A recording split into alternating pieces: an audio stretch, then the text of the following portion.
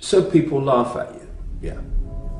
Why do they laugh at you? Because they don't respect my right to have a different view from them. Absolutely. So why are you worried what people like that think of you? What's it matter? And the other thing is that, as I know this from long experience, they'll be thinking something else tomorrow. And so many people now are coming to my information because of what I've said before that is now playing out in the daily world.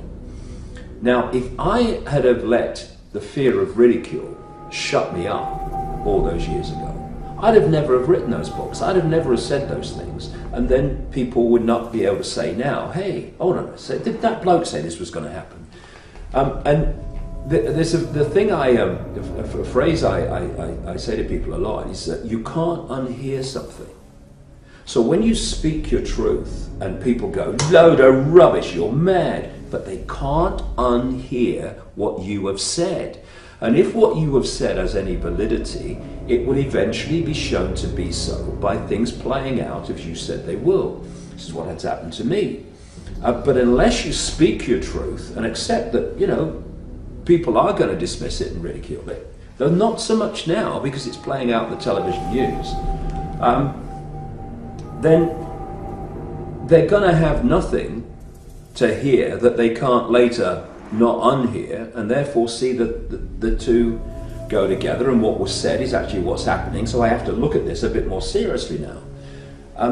It's so important that we speak our truth, and if our family don't like it, well, hold on a second. Why do you have a problem with my speaking my truth, even though it's different to yours? I mean, why don't you respect my right to be what I am? Same with other people. And we think all the time that when we say something about someone, we are making a statement about them. But all the time when we're making statements about others, we're actually making a massive statement about ourselves and our own state of being that makes us make that statement about someone else. And so those people that just laugh and ridicule and don't respect someone else's right to be different, well, they're just making a statement about themselves, not the person that they're targeting.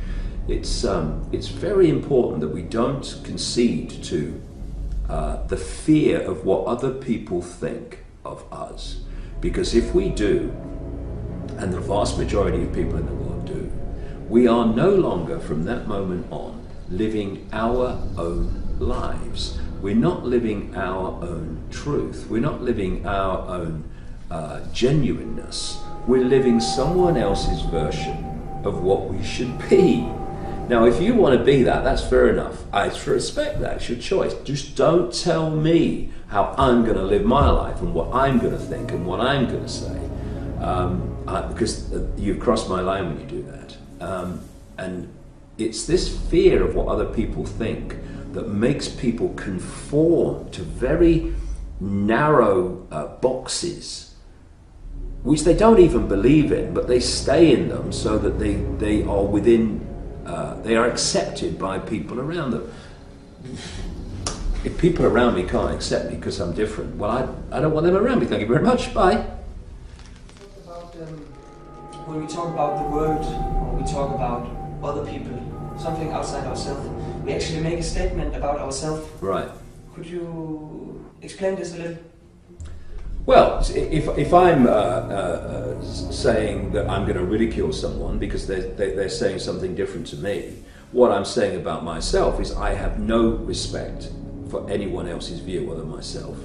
I feel that, therefore, for me to dismiss this person without any research whatsoever, 99.999% of the time, I'm saying that I know what is right and what is not right about the world, and you don't. And of course, understanding the world is an ongoing process.